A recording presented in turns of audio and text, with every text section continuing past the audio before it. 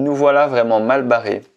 Toi et moi, si on ne fait rien maintenant pour arranger les choses, pour améliorer notre situation, on risque d'avoir des gros problèmes dans les mois et dans les années qui arrivent. On est rentré dans un monde qu'on n'aurait pas cru imaginable. Un monde où la liberté n'est plus fondamentale, un monde où la monnaie n'a plus de valeur et un monde où les tensions vont mener à énormément de violence. Que ce soit de la violence verbale, politique ou physique, on va avoir une augmentation de l'insécurité de manière générale. Et qu'on accepte ou pas ce nouveau monde, on n'aura pas d'autre choix que de le subir comme tout le monde.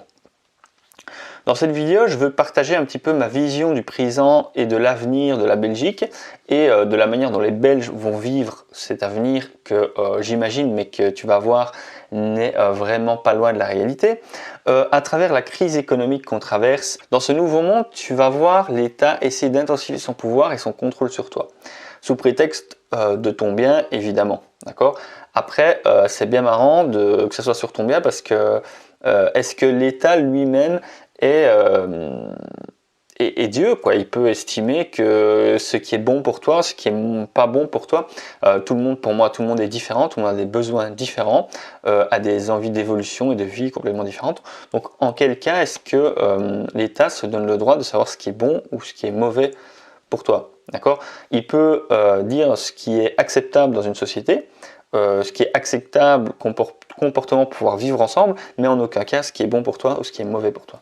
Et on poussera encore plus loin l'assistanat qu'on a à outrance chez nous. On t'incitera même à ne plus réfléchir et à laisser l'État le faire pour toi. Ils vont te dire, au journal parlé un petit peu tout le monde, sous-entendu, laissez les gens qui savent faire leur travail. Dans ce monde, soyons clairs, il ne fera pas bon penser autrement, vivre autrement, prôner la liberté et vouloir gagner de l'argent pour sortir du système. Ah, l'argent justement, parlons-en. Dans ma vision de ce monde, ce sera plus difficile que jamais de trouver un travail. Et encore plus si tu veux un fixe avec un salaire qui te permet de survivre un minimum dignement. Et si par malheur tu as la chance d'avoir ce salaire, t'en rechercher ce CDI, cette stabilité, tu vas vite avoir l'impression que la Belgique te prend pour une vache à lait. Taxation sur le salaire abusive. Soyons d'accord que tu peux arriver très rapidement sur des taxations qui dépassent les 30% alors que tu as un salaire qui te permet tout juste de pouvoir vivre. Surtout, voilà, si tu vis tout seul, si tu vis à deux, tu peux à peine te permettre d'avoir une vie avec quelques conforts. Il y a également énormément de taxes directes et indirectes omniprésentes partout et en augmentation en Belgique. La seule limite qu'ils peuvent avoir en termes de taxation, c'est leur imagination. Et le pire, c'est que c'est incompréhensible tellement il y a d'exceptions à la règle, de règles partout. Donc à chaque fois qu'il y a quelque chose qui ne va pas, ou à la place de refondre en profondeur le système, on vient rajouter des sparadraps avec des exceptions. Donc le système, il permet à deux profils différents de pouvoir payer avec des revenus similaires, pouvoir payer des impôts qui sont différents. Et également parce qu'il y a des exceptions, parce qu'il y a des choses. Et en plus de ça, si on veut pouvoir bénéficier de ces exceptions, pouvoir bénéficier de ces avantages, pouvoir bénéficier de cette complexibilité, parce qu'il faut savoir que complexifier un système, c'est le rendre opaque, mais c'est aussi en fait tendre des perches aux personnes qui peuvent se permettre de comprendre cette complexibilité, on va dire, du système. Ça veut dire que tu sens qu'il y a un moyen d'investir dans des comptables fiscalistes, de pouvoir comprendre en profondeur le système belge, de pouvoir avoir du temps. Et tous ces gens-là, ils ont la possibilité de pouvoir naviguer au travers des maillons et au travers des différentes règles et exceptions pour pouvoir payer moins d'impôts qu'une autre personne. C'est-à-dire que c'est la population de base qui, elle, est la plus touchée par cet abus de règles et cet abus d'impôts principalement. Et ce mouvement ne risque pas de s'arrêter. Vu l'explosion de la dette belge, il n'y a presque aucune chance que ça ne change. Alors on vient dire qu'évidemment on ne va pas rajouter des impôts sur le travail, mais c'est complètement faux. Si à un moment donné on ne le met pas sur le travail, ça sera sur des impôts forfaitaires qu'on rajoutera sur l'une ou l'autre chose que l'État lui-même, se créant un petit peu pour Dieu, pensera que c'est quelque chose de négatif pour la population. Et si malgré toute cette axe-là et les difficultés de trouver du travail, tu arrives à t'en sortir, ce n'est malgré tout pas gagner pour autant.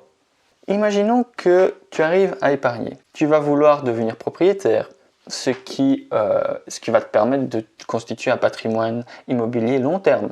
Et surtout de ne pas devoir payer ton logement quand tu seras pensionné. Ce qui n'est pas une mauvaise idée en soi. Enfin, tant que tu conserves une souplesse financière suffisante pour être résilient aux aléas de la vie. Perdre ton emploi, comment avoir une séparation et néanmoins être capable de pouvoir rembourser ton crédit immobilier. Mais voilà, le problème c'est que les belles années où l'accès à la propriété était accessible à tous en Belgique est définitivement terminé. Les problèmes financiers et de revenus vont faire stagner les rémunérations et leur stabilité. Il va avoir de plus en plus difficile d'avoir un CDI, de pouvoir se projeter à long terme dans un emploi. Et donc la capacité des gens à faire des crédits. Forcément, les banques ne vont pas vouloir prêter, ou plus difficilement à des gens qui ont des plus petits revenus et qui n'ont pas un emploi plutôt stable, dans lequel en tout cas on peut se projeter à 10, 15, 20 ans. Les taux des crédits sont historiquement bas.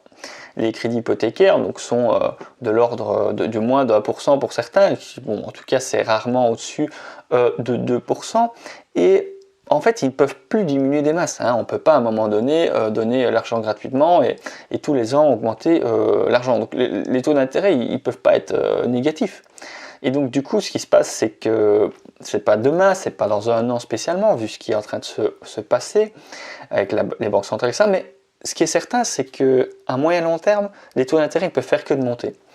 Et des taux d'intérêt qui montent, c'est bien évidemment de l'immobilier, le prix de l'immobilier qui est sous pression. Pourquoi? Parce que derrière, la capacité d'endettement des habitants, des personnes qui désirent donc devenir propriétaires, n'a pas grandi.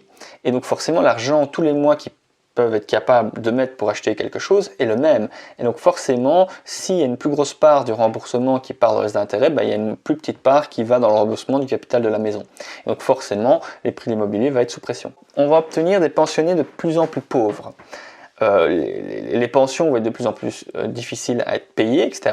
Et on ne serait même pas certain que d'ici 15 ans, on aurait encore la possibilité d'avoir une pension. Donc les propriétaires actuels vont devoir vendre leur patrimoine à l'âge de leur pension pour pouvoir tout simplement vivre. Donc leur patrimoine immobilier qu'ils ont remboursé pendant toute leur vie, pour pouvoir vivre jour le jour, ils vont devoir rembourser. Et ce qui va bien évidemment rajouter des biens sur le marché et qui va de nouveau mettre un peu plus de pression sur le prix de l'immobilier. Et comme l'Europe et les banques sont conscientes des risques liés à la valeur du marché de l'immobilier belge, aujourd'hui, en plus des frais d'acte qui sont déjà abusés, on demande à l'acquéreur d'apporter 10% de la valeur en fonds propres. Ce qui peut donc monter dans le cas de certaines personnes, évidemment, comme j'expliquais bien avant, en Belgique, on aime bien faire des règles dans tous les sens et des exceptions, donc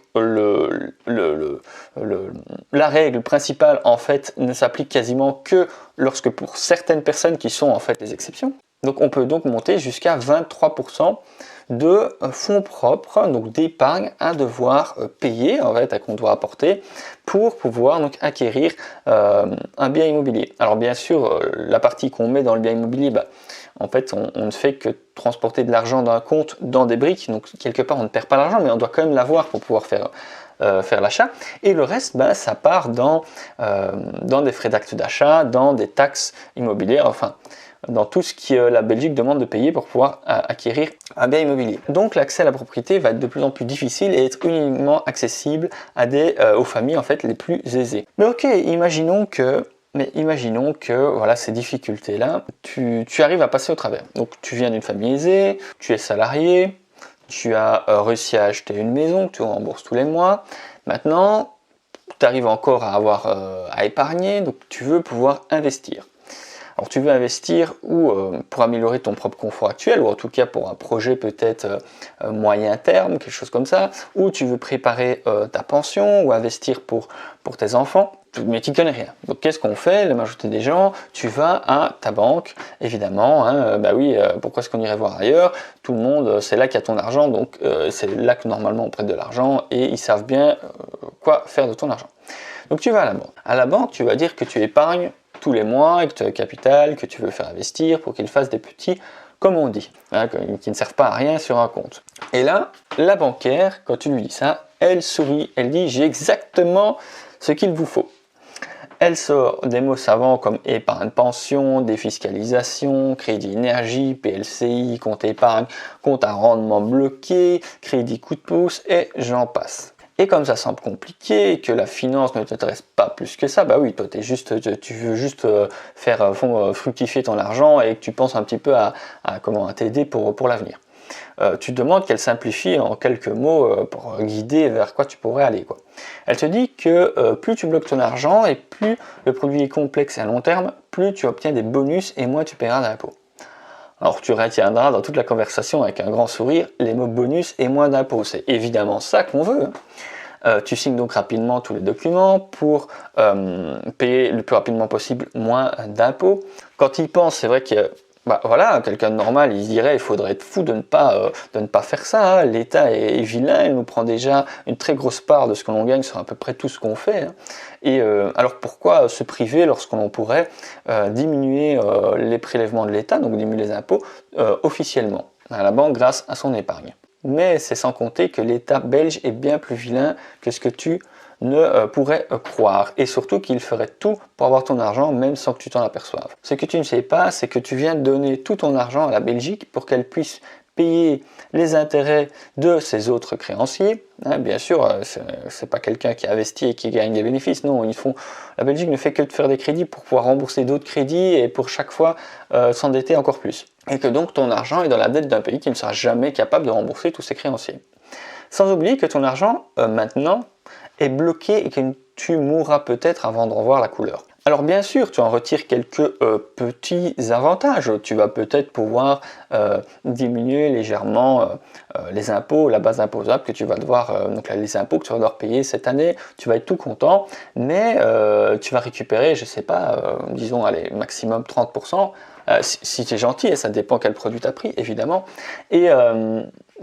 Et tu te dis, bah voilà, je vais te récupérer 30%, j'ai encore l'argent que je récupérerai beaucoup plus tard. Sauf que tu sais pas si tu le récupéreras plus tard. Et en plus de ça, les taux d'intérêt qu'ils vont te donner sur cet argent-là, comme la Belgique et comme plein d'autres États sont plus que surendettés, qui sont déjà quasiment incapables de rembourser leur crédit, tu vas bien sûr te retrouver avec un taux d'intérêt qui est ridicule. Tu vas te retrouver avec un taux d'intérêt qui est proche de zéro. Pourquoi? Parce que si tu augmentes en plus les pourcentages d'intérêt, la Belgique ne sera pas capable de rembourser. Tu te retrouves à investir ton argent dans une entité qui est incapable de rembourser tous ses créanciers, qui fait continuellement des nouveaux crédits pour pouvoir rembourser ses crédits précédents, dans la même devise dans laquelle tu gagnes de l'argent, donc tu ne te diversifies même pas en termes de devise. Les risques sont les mêmes que dans ton pays, ça veut dire que s'il y a un problème dans ton pays, toi tu es impacté directement, et en plus de ça, ton argent qui est bloqué au sein de l'État l'est également, donc on ne peut même pas dire que tu dissocies les risques en géopolitique. Et ton argent est illiquide, ça signifie qu'à aucun moment tu peux récupérer ton argent pour en faire quelque chose d'autre.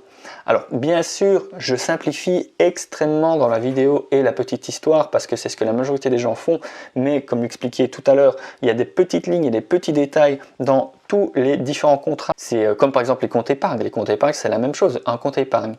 On se dit oui, c'est sûr, mais c'est sûr de quoi? Si ton argent te rapporte quelque chose, même du 0,25, c'est que ton argent travaille. Ça veut dire qu'il fait quelque chose.